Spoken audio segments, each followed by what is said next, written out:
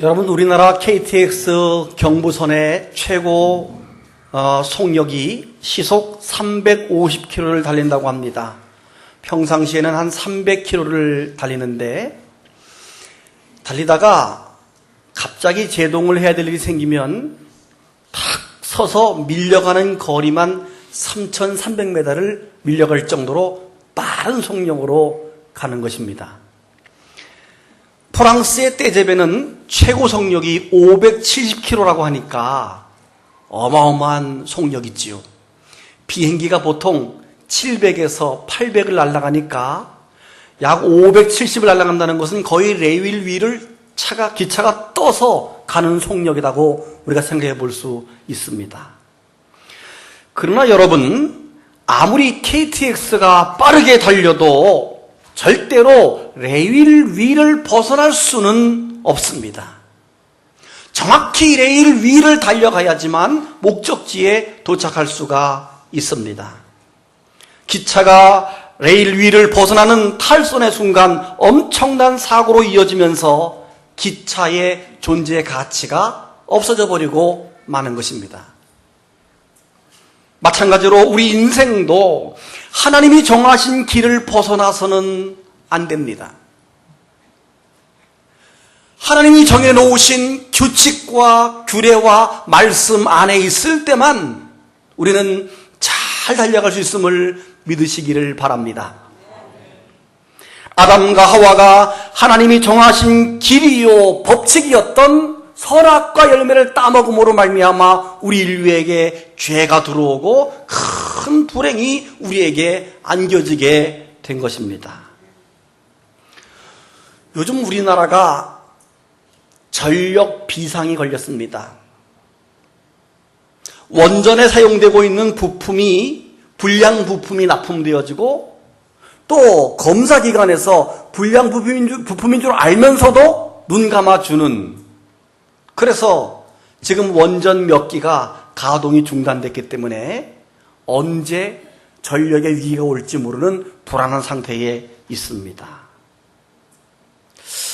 여러분, 다른 것도 아니고 원자력 발전소가 잘못해서 폭발이라도 하게 되어지게 되면, 잘못하면 나라가 날아갈 정도의 어떤 위력일지도 모르는데 어쩌면 불량 부품을 그렇게 납품하고 그걸 눈 감아줄 수 있는지 참 이해가 안 됩니다.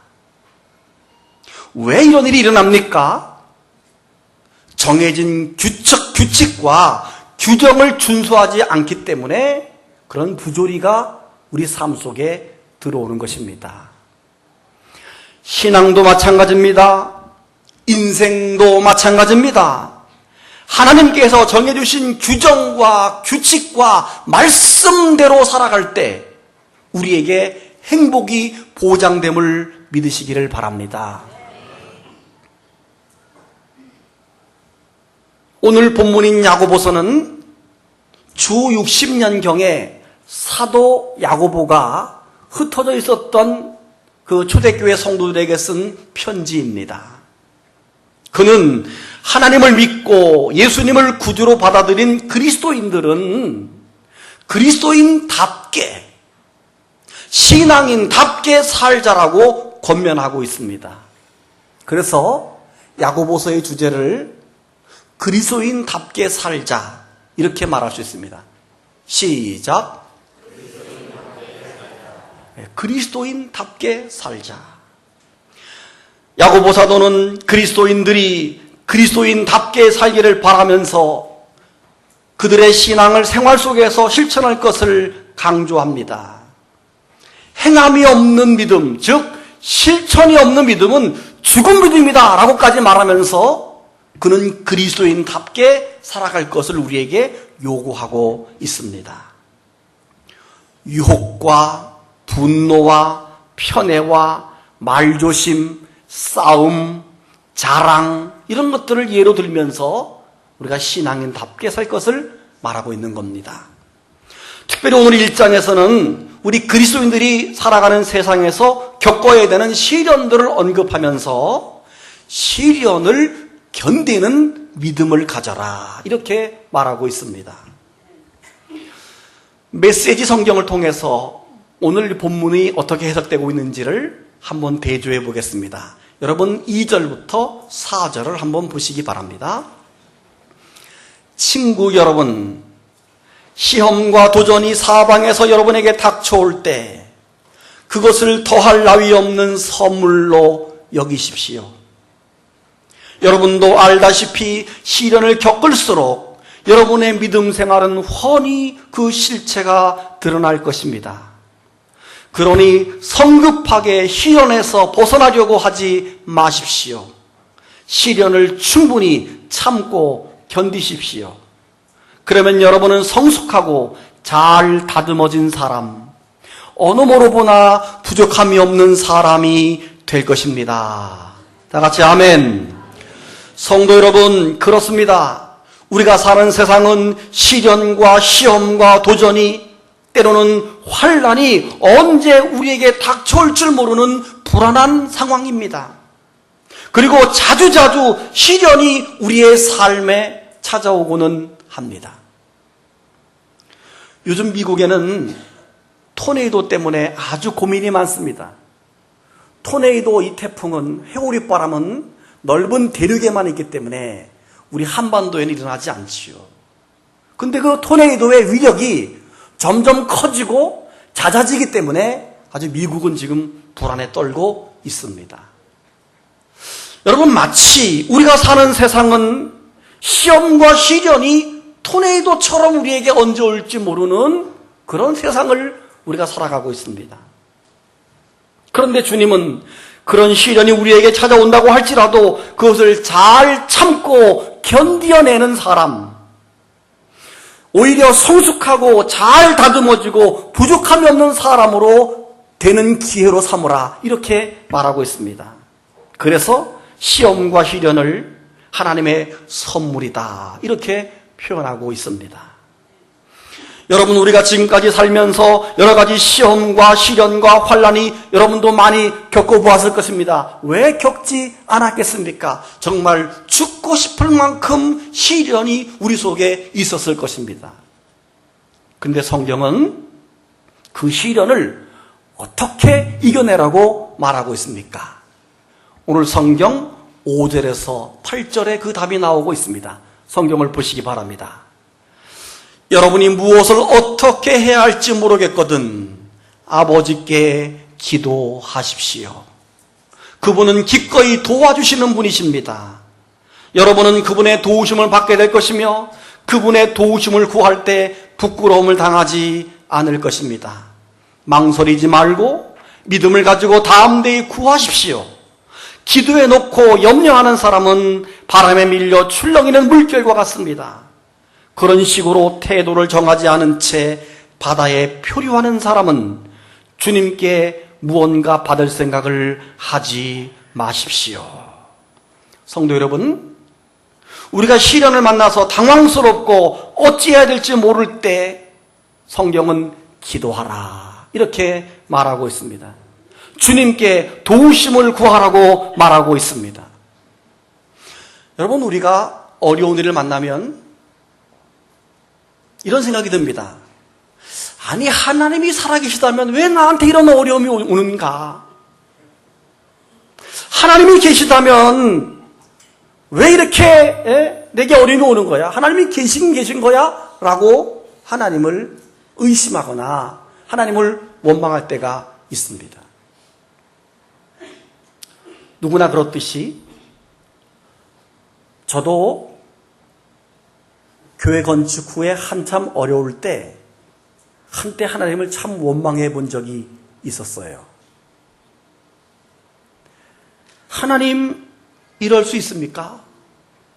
내가 얼마나 어려운지를 알면서 하나님은 어째 아무런 대답도 없고 아무런 응답도 없고 말이 없으십니까? 제가 정말 하늘을 보면서 하나님을 원망했습니다.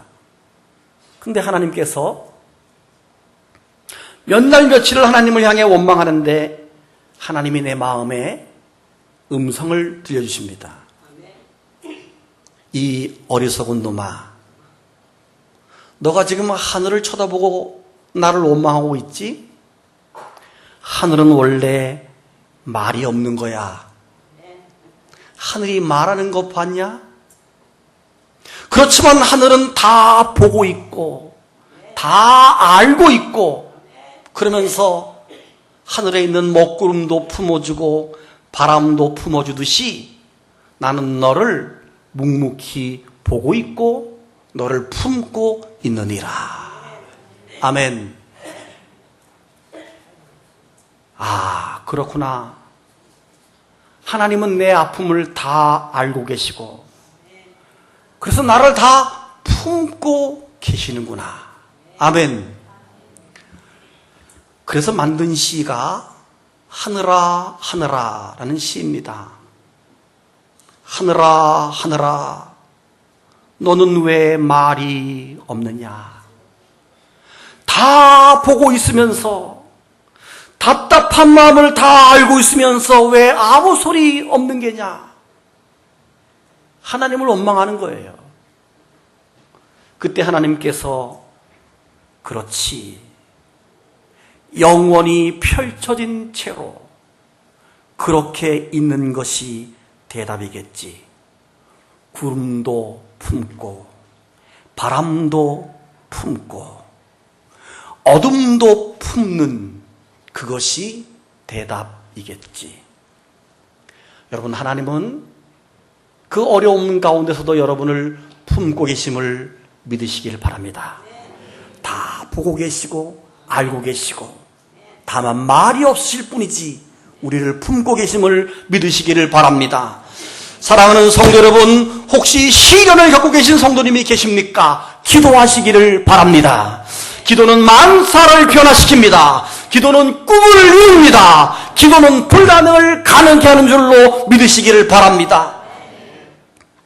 12회를 혈루증으로 앓던 여인, 성경을 보면 많은 의사에게 많은 괴로움을 받았고 가진 것도 다 허비했지만 아무런 효험이 없고 도리어 더 중해졌다. 그 여인의 상태를 말하고 있습니다. 이 말은 이제 이 세상에는 그 여인을 고칠 수 있는 희망이 없다는 말입니다. 그런 아무런 희망이 없는 그녀에게 예수님의 소문이 들려왔습니다. 그리고 그 예수님이 지금 우리 마을에 온다는 소식을 들었습니다. 그 여인은 하혈을 합니다. 거의 죽게 되었습니다. 그러나 있는 힘을 다하여 몸을 끌고 예수님이 계신 현장으로 나갑니다. 감히 죄인된 내가 예수님 앞에 나선다는 것 있을 수 없어서 예수님 뒤편으로 갔습니다. 그리고 설사 예수님 앞에 선다 한들 자기에게 예수님을 만날 차례가 오지 않는다는 것을 알았던 그 여인은 군중을 해치고 뒤로 돌아가서 예수님의 옷자락을 만집니다. 여러분, 그 여인이 주님의 뒤편에서 주님의 옷자락을 만졌다는 것은 최선을 다한 그녀의 기도였습니다. 여러분, 기도가 그런 것입니다. 기도는 쉬운 것이 아닙니다. 자기 몸을 이끌고 죽을 힘을 다해서 기도의 현장으로 나아가서 주님의 옷자락을 만지는 것이 기도입니다. 그래서 기도는 죽을 힘을 다해서 하는 것입니다. 기도는 노동이고 노동은 기도다 하는 말이 있습니다. 그만큼 기도는 힘든 것입니다. 그리고 힘들어도 피를 흘리면서도 몸을 끌고서도 나가야 하는 것이 바로 기도입니다. 여러분, 기도가 쉽습니까? 기도는 어렵습니다. 그러나 어려울지라도 기도는 해야 하는 것입니다. 할렐루야. 가수 태진아 씨가 사랑은 아무나 하나 어느 누가 쉽다고 했나, 기도는 아무나 하나 어느 누가 쉽다고 했나, 내가 불러보고 싶어요, 지금. 근데 여러분, 그 아무나에 들어가지 않기를 바랍니다. 힘이 들더라도, 어려울지라도, 몸을 끌고서라도 가야 되는 것이 기도임을 믿으시기를 바랍니다. 그렇게 최선을 다한 그녀에게 주님께서 뭐라고 말씀했습니까? 딸아, 너의 믿음이 너를 구원했으니 평안히 가라. 너의 병에서 놓여 건강할지어다. 할렐루야. 주님의 응답을 체험한 줄로 믿으시기를 바랍니다. 기도는 그녀의 인생을 변화시켰습니다. 기도는 불가능을 가능함으로 바꿨습니다. 기도는 그녀의 꿈을, 소원을 이루었습니다. 그러므로 우리는 시련을 만날 때 기도해야 하는 것입니다. 오늘 본문 9절에서 11절이 중요합니다. 성경을 다시 보세요. 낮은 형제는 자기의 높음을 자랑하고 부한 형제는 자기의 낮아짐을 자랑하라, 이렇게 말했습니다. 여기서 낮은 형제라고 하는 말은 인생을 살다가 실패한 사람을 말합니다. 사업이 망하고 하던 일이 안 풀리고 여전히 어려움에 빠져있는, 시련에 빠져있는 사람을 말합니다. 그런 사람도 결코 낙심하지 말고 자존감을 가지고 일어서라 하는 말입니다. 자기의 높음을 자랑하라고 하는 말은 자기 스스로 보잘것없는 사람으로 여겨서 낙심하고 포기하고 심지어는 생명을 포기하는, 자살하는 경우도 있습니다. 그렇게 하지 말고 자기의 높음을 자랑하라, 이렇게 말하고 있습니다. 나는 그리스도인이요, 나는 하나님의 백성이요, 나는 기도하는 사람으로 내가 반드시 다시 주님 안에서 일어서리라. 자존감을 높이라고 말하고 있습니다. 여러분, 요즘 우리나라의 자살률이 OECD 국가 가운데 8년째 1등입니다. 8년째 1등이에요, 우리나라가. 너무 많이 자살하고 있습니다. 안타까운 것은 교회에 다니는 그리스도인들도 자살의 대열에 포함되어 있다는 것이 너무도 안타깝습니다.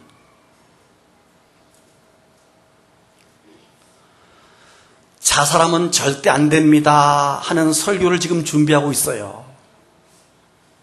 이제 몇 주 뒤에 한번 다루겠지만 따라합시다. 죽을 때는 목사님의 허락을 받고 죽자.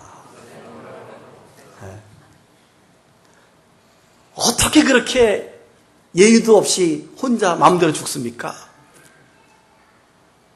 그런데 우리나라의 자살률이 너무 높아요. 이것은 오늘 말씀, 낮은 형제는 자기의 높음을 자랑하라 하는 말을 몰라서 그래요.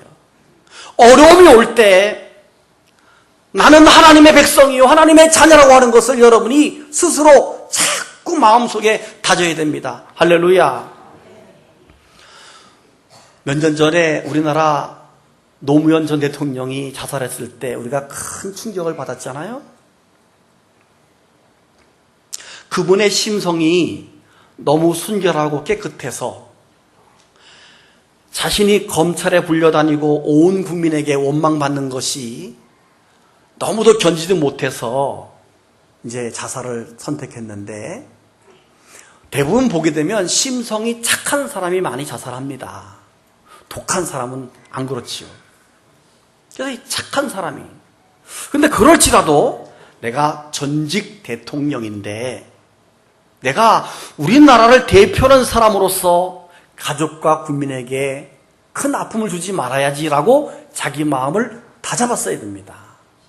그리고 잘못했던 것이 드러나게 되면 미안하다라고 사과하고, 잘못 오도된 방송이 있으면 그건 아니다라고 해명하고 이래야 되는데, 너무 이 마음이 착한 사람들은 그게 단점이에요.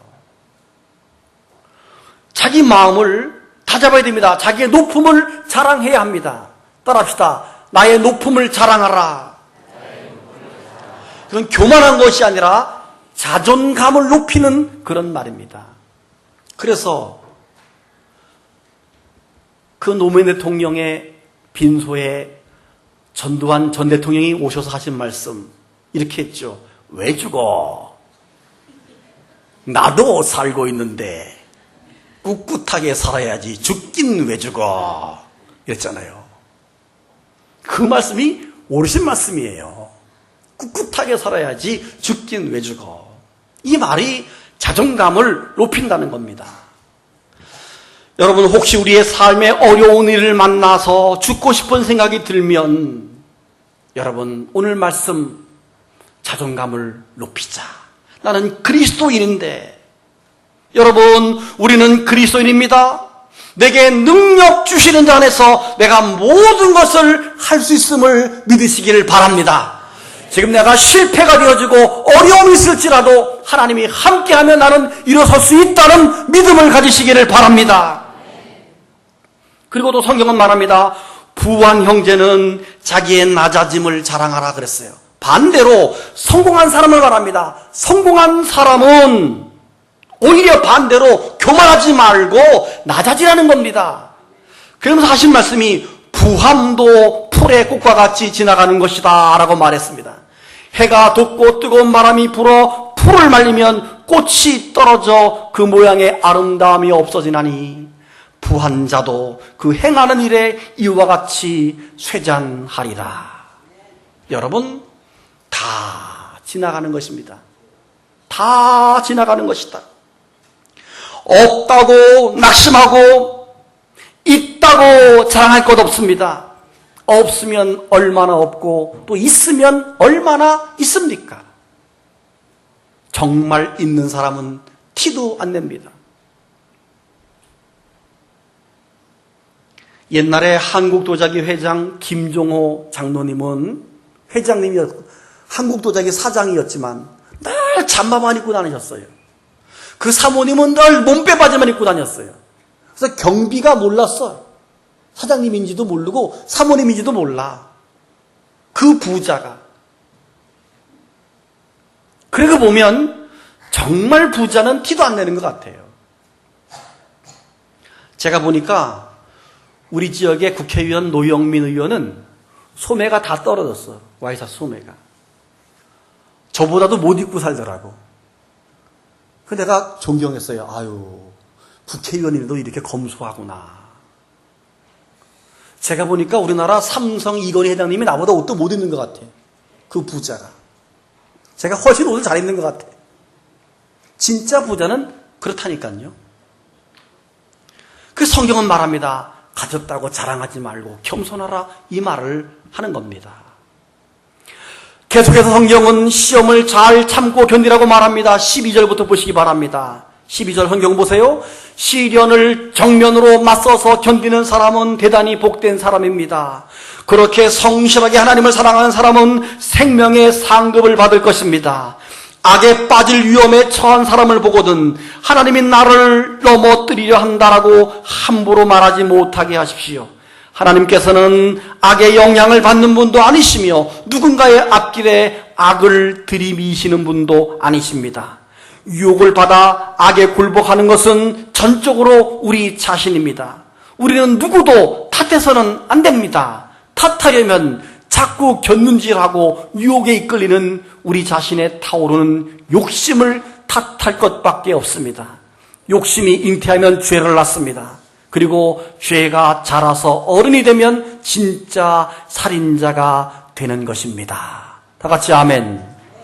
여러분, 시험이 오고 시련이 오면 우리는 누구를 탓하기를 좋아합니다. 아내 때문에, 남편 때문에, 자식 때문에, 친구 때문에, 심지어 하나님 때문에 하나님까지 탓합니다.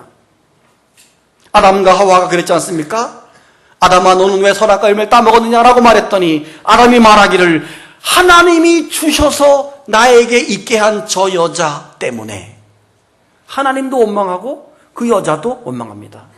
하나님이 주셔서 나와 함께 있게 한 여자, 그가 그 나무의 열매를 내게 주므로 내가 먹었습니다. 이렇게 남을 탓합니다. 하나님, 내가 부족합니다. 이게 아니고 하나님에게, 사람에게, 환경에게. 이번에는 하나님이 여자에게 묻습니다. 여자야, 네가 왜 먹었느냐? 뱀이 나를 꿰물어 내가 먹었나이다. 이번에는 뱀에게 책임을 전가합니다. 오늘 성경은 말씀합니다. 하나님은 누구를 시험에 빠지게 하는 분도 아니시고 누군가의 앞길을 막는 분도 아니다고. 우리 스스로가 욕심과 유혹에 굴복해서 죄에 빠지고 시험에 드는 것이라고 말씀하고 있습니다. 그러면서 결론으로 16절과 18절을 말합니다. 16절 보세요. 그러나 사랑하는 친구 여러분, 가던 길에서 벗어나지 마십시오. 모든 바람직하고 유익한 선물은 하늘로부터 옵니다. 빛의 아버지로부터 폭포처럼 하염없이 내려옵니다. 하나님께서는 속임수나 겉과 속이 다르거나 변덕스러움이 전혀 없습니다. 그분께서는 참된 말씀으로 우리를 소생시키시고 우리를 모든 피조물의 머리로 삼아 돋보이게 하셨습니다. 사랑하는 성도 여러분, 온갖 좋은 은사와 온전한 선물이 다 위로부터 하나님으로부터 온다는 사실을 믿으시기를 바랍니다. 야고보서는 16절에서 내 사랑하는 형제들아 속지 말라 이렇게 말했는데 메시지 성경에서는 가던 길에서 벗어나지 말아라 이렇게 말하고 있습니다. 속지 말고 벗어나지 말아야 됩니다. 지금 온 세상 사람들은 세상의 가치에 속고 있습니다. 세상의 문화에 속고 있습니다. 세상의 재미에 속고 있습니다. 이 땅에 행복 있는 줄 알고 땅을 바라보고 살아갑니다. 그런데 성경은 온갖 좋은 것들이, 온전한 선물이 다 위로부터 하나님으로부터 온다고 말씀하고 있습니다. 여러분, 요새 북한 뉴스를 보면 김정은이가 초소도 방문하고 고아원도 방문하잖아요. 그러니까 막 고아원 아이들이 그 김정은 그 위원장 뭐죠? 그분을 막 너무 사모해서 막 어쩔 줄 몰라 하는 막 행복한 얼굴로 막 웃고 그래요. 그런데 어른들이야 자기 살려고 그렇게 할 수 있는데 그 애들은 진짜거든요. 그렇게 배웠기 때문에 이분 때문에 우리가 산다고 생각해서 정말 행복한 모습으로 그분에게 막 그분을 환영해요. 우리가 볼 때 어때요? 아이고 저렇게 어리석은 수가 있나. 마찬가지예요. 우리가 세상이 우리의 행복 주는 줄 알고 세상을 바라보면서 우리가 막 세상을 바라보고 살고 있잖아요. 진짜 행복과 은혜와 축복은 하늘 아버지께 있는데 우리는 거길 보지 않고 이 세상에서 행복인 줄 알고 거기에 만족하고 있는 모습이 북한의 어린이와 똑같은 겁니다. 그래서 성경은 속지 말라. 가던 길에서 벗어나지 말라라고 말하고 있는 것입니다. 여러분, 온갖 부귀와 영화를 다 누렸던 솔로몬은 전도서에서 뭐라고 말했습니까? 헛되고 헛되며 헛되고 헛되니 모든 것이 다 헛되도다. 해 아래서 수고하는 모든 수고가 사람에게 무엇이 유익한고 그랬습니다. 그리고 전도서 마지막 장 12장 13절과 14절 결론으로 말하기를 이 일의 결국을 다 들었으니 하나님을 경외하고 그의 명령을 지킬지어다. 이것이 사람의 본분이니라. 하나님은 모든 행위와 모든 은밀한 일을 선악간에 심판하시리라. 사랑하는 성도 여러분, 우리가 살아가는 세상은 결코 쉽지 않습니다. 우리를 넘어지게 하고 시험에 빠지게 하고 실패하게 합니다. 그러나 우리는 그리스도인답게 시련을 견디는 믿음으로 승리해야 합니다. 우리가 시련을 믿음으로 이겨내면 더 좋은 축복이 준비되어 있음을 믿으시기를 바랍니다. 눈 감고 묵상해 보시기 바랍니다.